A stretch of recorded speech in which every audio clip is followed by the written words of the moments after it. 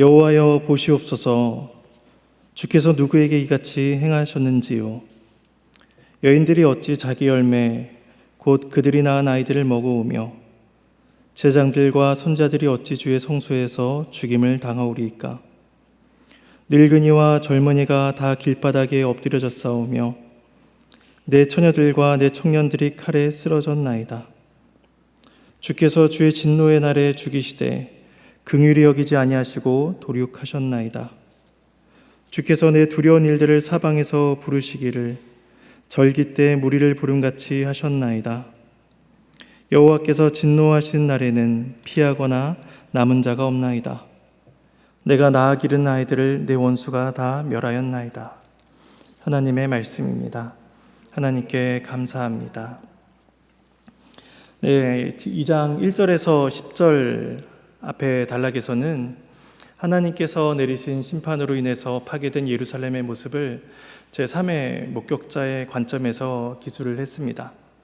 그래서 목격하는 모든 그 시온의 모습들은 완전히 파괴되어서 정치와 사회, 종교 어느 부분도 다 파괴되고 몰락을 가져온 그런 고통을 보게 됩니다. 그리고 이어진 오늘 본문은 이제 그 관점이 1인칭으로 바뀌게 됩니다. 그래서 이 목격자였던 선자가 그 고통의 현장에 들어가서 슬픔을 통제하기 어려운 그러한 남자의 모습을 보여주게 됩니다.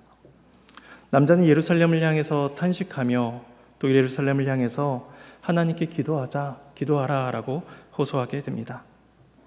유다에 임한 그 심판의 원인은 하나님이셨지만 그럼에도 그들을 구원하실 분은 하나님 한 분뿐이셨기 때문입니다. 우리 또한 우리의 도움이 되신 하나님께 나아가는 은혜가 있기를 소망합니다. 먼저 11절과 12절 말씀은 예루살렘의 슬픔의 광경을 보여줍니다. 우리 함께 말씀을 봉독하겠습니다. 내 눈이 눈물에 상하며 내 창자가 끊어지며 내 간이 땅에 쏟아졌으니 이는 딸내 백성이 패망하여 어린 자녀와 젖먹는 아이들이 성읍 길거리에 기절함이로다. 그들이 성읍 길거리에서 상한 자처럼 기절하여 그의 어머니들의 품에서 혼이 떠날 때에 어머니들에게 이르기를 곡식과 포도주가 어디 있느냐 하도다. 선자는 파괴된 예루살렘의 그 모습들을 볼 때에 차오르는 슬픔을 견딜 수가 없었습니다. 속이 뒤집히고 꼬여서 그 토할 정도의 고통이 그 사람의 내면에서 솟구쳐 올라옵니다. 사람들이 오가며 생기가 넘쳐야 할 그 성읍 거리에 어린 자녀들, 그것도 어머니의 젖을 먹어야 할 정도로 어린 자녀들이 굶주려 죽어가고 있었기 때문입니다. 이 일이 개인의 가정에서 이루어지지 않고 성읍 길거리에서 이루어졌다라는 것을 두 번이나 언급하면서 이 고통이 성내 모든 사람들에게 하나같이 임했음을 우리에게 보여줍니다. 아이들은 자기 어머니에게 먹을 것과 마실 것을 달라라고 조르고 요청하다가 기절하고 결국에 어머니의 품에서 숨이 끊어지게 됩니다. 아이들에게 어머니의 품은 생명과 보호를 상징하게 되는데 그 보호를 상징하는 어머니의 품에서 아이는 아무것도 하지 못하고 무력하게 죽음을 맞이하게 됩니다. 그래서 13절과 14절에서는 그 비교 불가능한 고통과 원인이 무엇인가 그것을 함께 이야기합니다. 말씀을 봉독해 보겠습니다. 딸 예루살렘이여 내가 무엇으로 내게 증거하며 무엇으로 내게 비유할까? 처녀딸 시온이여 내가 무엇으로 내게 비교하여 너를 위로할까? 너의 파괴됨이 바다같이 크니 누가 너를 고쳐줄 소냐? 내 선지자들이 내게 대하여 헛되고 어리석은 묵시를 보았으므로 내 죄악을 드러내어서 내가 사로잡힌 것을 돌이키지 못하였도다. 그들이 거짓 경고와 미혹하게 할 것만 보았도다. 시인은 참담한 광경 앞에서 예루살렘을 가리키기를 딸이여 처녀여 라고 부르고 있습니다. 아름답고 보호받아야 될 그녀에게 이 사람은 가장 큰 위로를 주고 싶지만 어떤 것으로도 그에게 위로를 삼을 만한 증거나 또 어떤 비교 대상도 없음에 매우 막막해 합니다. 우리 일반적으로 누군가를 위로할 때에 자기 자신이나 다른 사람이 그런 고통 가운데 있음을 이야기하면서 그 사람의 고통이 그렇게 유일무이한 것은 아니다. 그런 고통을 겪고 있으니 너무 슬퍼하지 말라, 힘을 내라 라고 이야기를 합니다. 그렇게 위로의 말을 전해야 하는데 유다가 당한 그 파괴와 상처는 마치 바다같이 크고 바다같이 깊어서 어디에도 비교할 수가 없는 것입니다. 물론 역사 속에서 흥하고 또 망한 나라들이 많이 있었습니다. 하지만 유다의 고통, 유다의 비참은 단순히 나라가 망했다는 데서 오질 않습니다. 선지자가 어떤 말로도 위로할 수 없다라고 말한 까닭은 그 재앙을 내리신 분이 하나님이셨기 때문입니다. 사실 이스라엘처럼 특별한 복을 받은 나라가 없었습니다. 그들은 하나님께서 특별하게 세우신 나라였고 하나님께서 그들과 특별한 교제와 교통을 베푸셨습니다. 그런데 그러한 하나님께서 이스라엘이 진멸하기까지 또 앞에서 자녀들이 죽기까지 그러한 재앙을 쏟아부으시니 그 유다의 슬픔은 이루 말할 수가 없었고 그러한 고통을 보는 그 선지자의 마음은 어떤 말로도 위로를 할 수가 없었던 것입니다. 그 선지자는 유다가 왜 그런 지경에 처해 있는가를 14절에서 말씀을 합니다. 바로 거짓 선지자들이 거짓되고 헛된 예언을 하였는데 백성들이 그것을 듣고도 죄에서 돌이키지 않고 듣고 죄에서 돌이키지 않았다는 것입니다.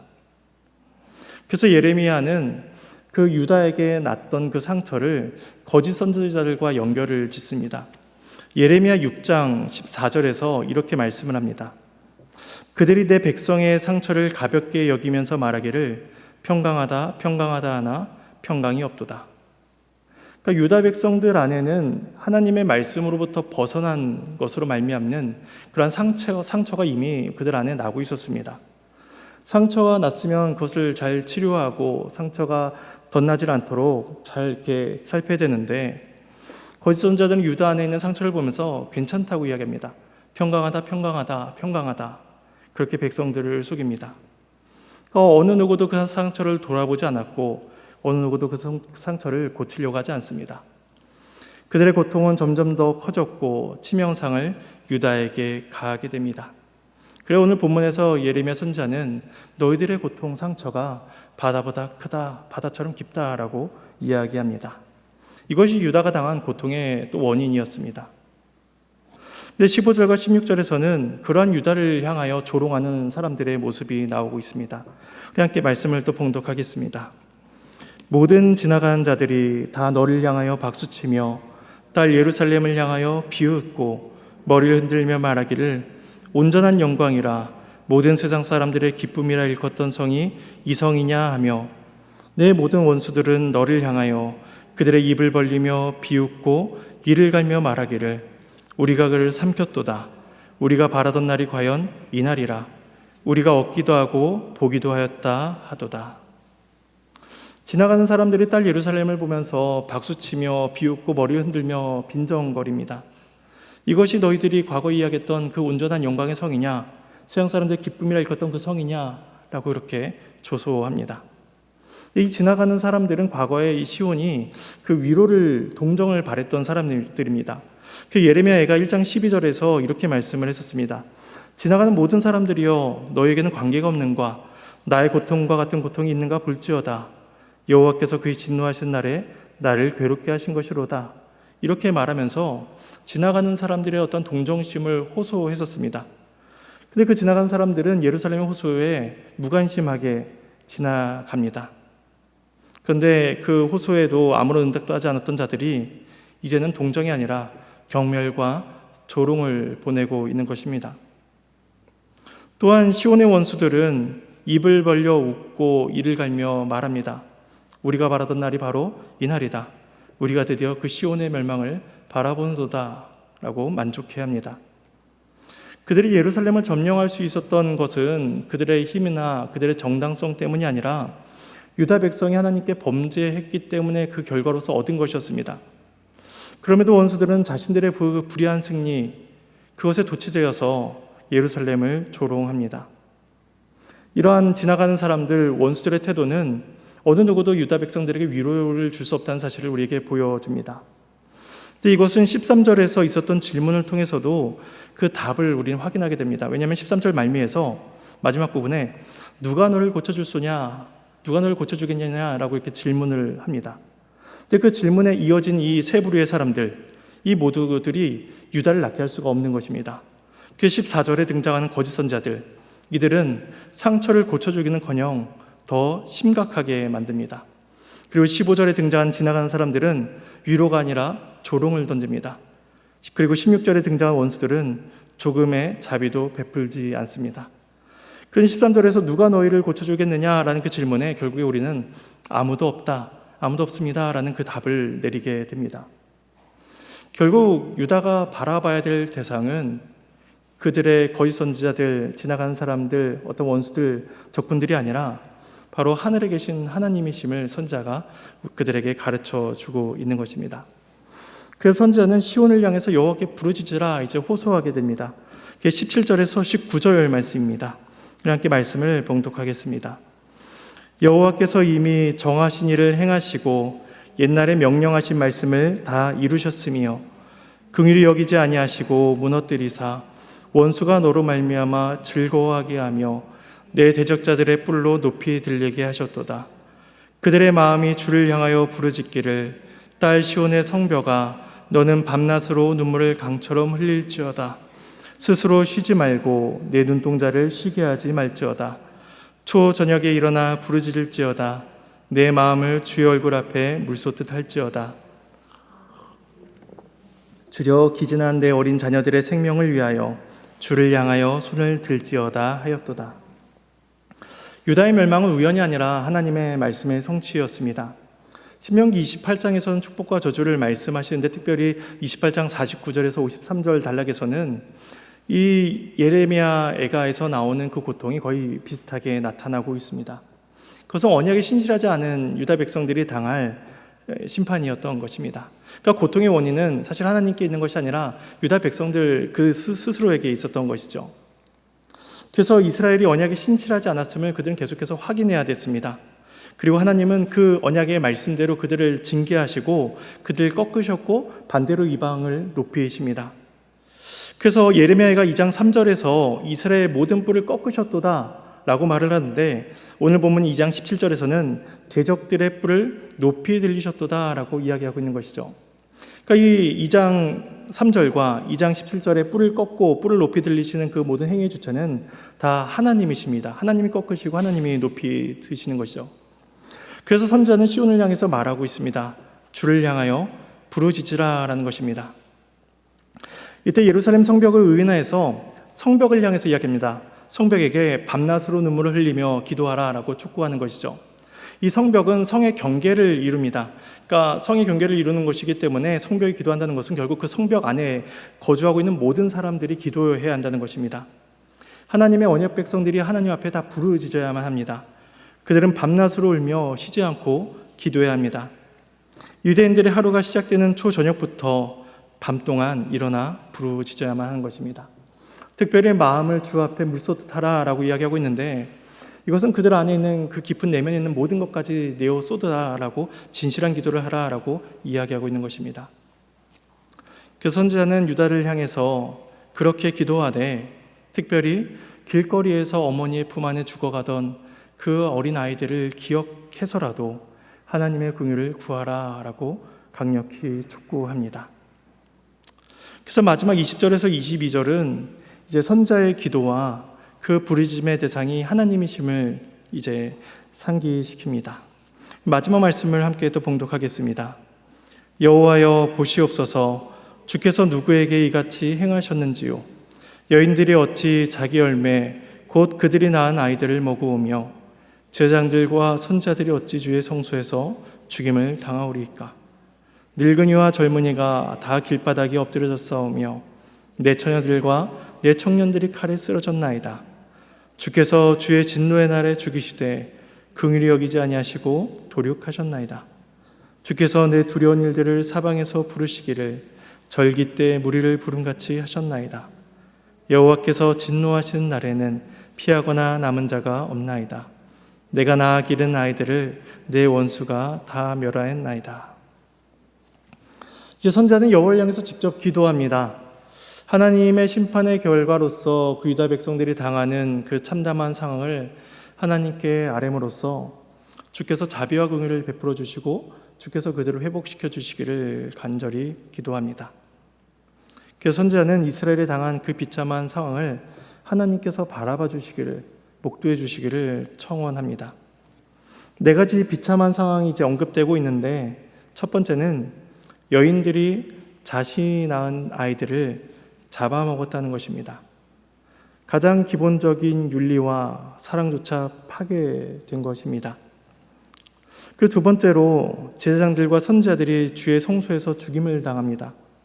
백성들을 위하여 제사를 드리고 백성들을 위하여 하나님의 말씀을 전해야 될 그들이 가장 거룩한 장소인 성소에서 죽임을 당하는 비극을 겪게 됩니다.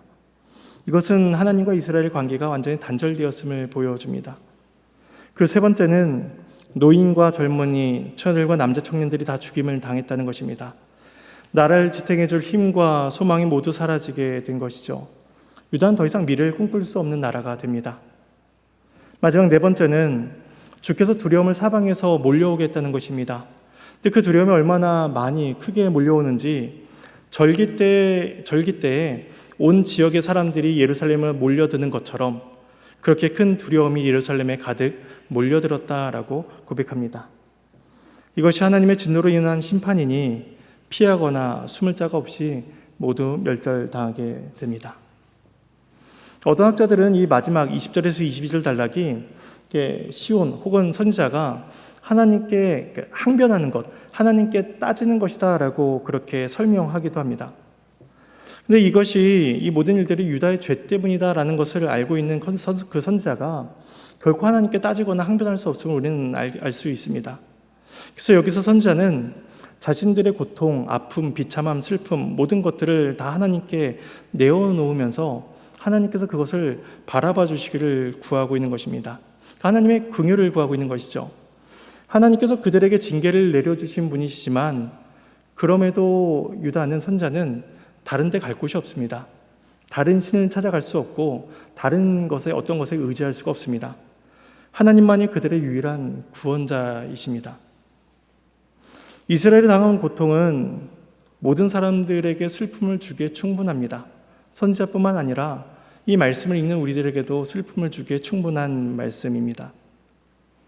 근데 우리가 신인동의 연도적 관점에서 하나님을 생각해 본다면 하나님께서도 유다의 이 고통을 보시면서 분명히 아파하시고 분명히 슬퍼하셨을 것입니다.